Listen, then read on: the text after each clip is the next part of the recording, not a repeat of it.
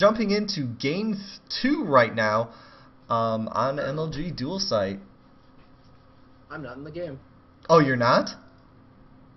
Oh crap. Don't worry, I'll commentate from the stream.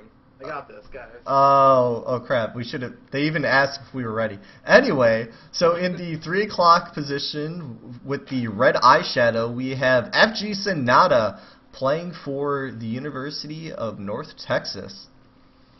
And that means in the 9 o'clock position in the blue war paint, we have Murazor fighting for the Purdue Boilermakers. Feel really bad about that now. So just Actually, you know what? Don't worry about it. You got this, cast. Everyone listen to Curtis. He's an amazing man, and he's gonna lead you through this amazing Zerg versus Zerg. So enjoy, guys. What I actually think is funny, just noting early game, is FGSonata has been doing a lot of micro with his drones to utilize these fast patches, and he actually screwed up a few of the missed rallies. So he had drones that were switching mineral lines more than they should have actually been mining. And actually both players now have gone for that 10 pool. Identical builds right now, so it's going to come literally down to the macro. But Murazor is sending out an earlier scout compared to FGSonata, so they'll know what they're doing very shortly. And both of them did actually the double extractor trick. This is actually hysterical that they're doing identical builds. Oh, and I keep breaking just naturally to give you time to talk, and my bad. Alright, so let's just switch the camera angle before I completely forget and we cast the entire game with the minimap up. The big difference that we have right now is that Murazor opted to get... Oh, never mind. Murazor is actually getting a lot more Zerglings out comparatively to FGSonata. FGSonata is only making 2 Zerglings right now moved it up to 4 compared to Murazor's 6 that he's already sending out. Neither player has an active gas, so we're not going to see speedlings just yet, and of course, as I say that, FGSonata throws down his gas. So Murazor is going to go for the much more aggressive 10 pool right now, and let's see exactly how much damage Murazor can have. The advantage of doing the more aggressive Zergling play is hopefully you can actually get a hatchery behind it. And with a 10 pool, you actually can get a fast queen out, which both players have, so they're already able to really utilize their injects to get the most out of this one base play. Both players now have 3 guys on gas, and what we're mainly going to see is exactly... Oh, I never noticed that before.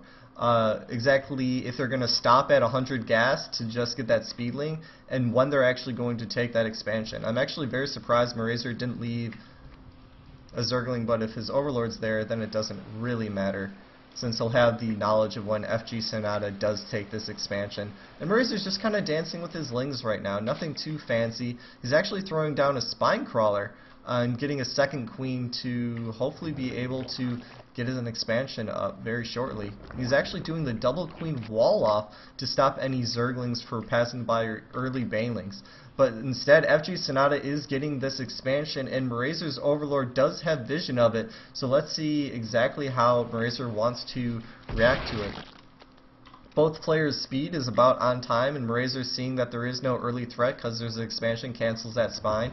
Both players are about equal with Zerglings, and FGSonata is actually ahead in drones, since Murazor decided to make a second queen before getting that additional drone out. And this is actually a little bad position, and both players are now going for the Baneling nest, but FGSonata does have a little advantage out because he's going to have a faster hatchery. So let's see if Sonata is going to drone up at all, or if he's going to do a lot what his ally did last game and just make Zerglings and do a much more Ling Bling early aggression build. In which case, Murazor should have a small advantage defending it with his 2 queens to wall off from his main. And we have a big transfer of about 9 drones into his natural, and we still have about 15 drones mining from the main base. Both players still have not taken any guys out of each of their geysers, and we're just going to get little link count, Murazor actually has 4 times the amount that his opponent has. So the early aggression needs to happen very shortly. Murazor's now making even banelings, getting ready for this bust, and it better come soon because 5 roaches are coming out on the field, and roaches are going to have a huge advantage while holding off any of this early link stuff. FGSonata just retreats all with his drones, and we lose both of those queens in a snap. All these Zerglings are just still free reign. They try to target down one of the banelings very quickly, but it doesn't happen. These roaches now are actually going to pick up all these banelings before they're able to do any drone damage, and we have 5 more, so we'll go up to a total of 9 drones, or 9 roaches to hold off any Murazor early aggression. But right now, since this base is not mining at all, but Murazor's base isn't mining at all, so we're going to get a little quick at the drone count, and Sonata is still ahead in drones and is actually ahead in tech because he has these early roaches. But Murazor isn't done. He's going to keep pushing in with these Zerglings, and what he's mainly going to look for is if he can get us surrounded by any stray roaches that just go a little too far, a lot like what we saw last game with Broodlings. And he actually sneaks by a few Zerglings to do a little pressure to these drones. These drones stop mining all completely, and it doesn't look like he loses a single drone. So that was very good, and more Zerglings just die from Murazor. But in the meantime, Murazor was able to drone up a little bit at home to get a slight advantage, and now even a bigger advantage. So as long as Murazor can hold off any aggression with these roaches, now Murazor is ahead. Even though he's behind in supply right now, as long as he can hold this big 11 roach army, he should be in perfect condition. And to mainly hold it off, we have these 4 spines, and usually roaches aren't going to do a run by because their scuttle is so slow. And FGSonata is sacrificing this Overlord right now, and I say sacrifice because Murazor should be able to pull a queen, and I think he only has 1 queen down here, 1 queen here, queen, and queen. Okay. But the queen will be able to take this off, so let's see exactly what Sonata scouts. He does spot at least 3 spine crawlers, so let's see if this reacts. Yes, and now we do have the roaches moving across the battlefield. Oh no, and we have a huge drone wave coming from Murazor, so he's not going to be able to have really anything to help to stop this roach bush other than these 4 spines and a lot of drones. This queen can get targeted down extremely fast, and we have 10 Zerglings out right now, but it looks like I estimate at least losing 1 of these spine crawlers before those Zerglings are able to pop. But the more they wait there, oh no, they're actually trying to sneak around. These Zerglings are going to get just easy targets. What Sonata is doing is actually preventing the mining of this natural base, which is actually really smart since it's out of the range of all these spine crawlers. The roaches are trying to go to work, and they may actually even now run up, straight into the main, and they should be able to now pick off this queen and take a lot of drone kills. We have 8 more drones in production. I don't know why I'm stuck on Murazor's vision, and this is actually extremely bad for Murazor right now, as Sonata is now double in supply, and he's just going to overrun him with roaches. Murazor was able to get a roach rolling down, but not in time to actually produce roaches, and he's actually now behind in the drone count. Roaches are continually flooding in. We have a nice big pile here.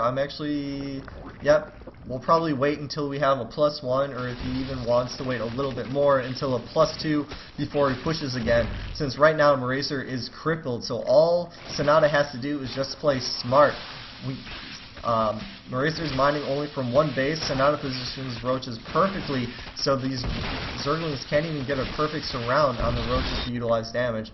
But it looks like these roaches are coming out. +1 isn't complete just yet, and the Glial reconstruction, which I believe is the roach speed upgrade, is being completed very shortly. But Murazor should be GGing very quickly, since he will not have enough resources and units to stop this push coming right now.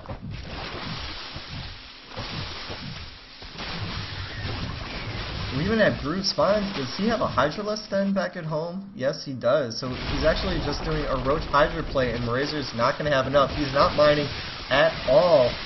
we have 300 minerals being mined, so it's a lot like the start of the game. And he's just getting completely overrun. And this is going to be, as I mentioned before, a very fast GG. The +1 upgrade does finish, and that's the nail in the coffin in Murazor GG's. And that ends Game 2 to tie it up between Purdue University and the University of North Texas to 1-1.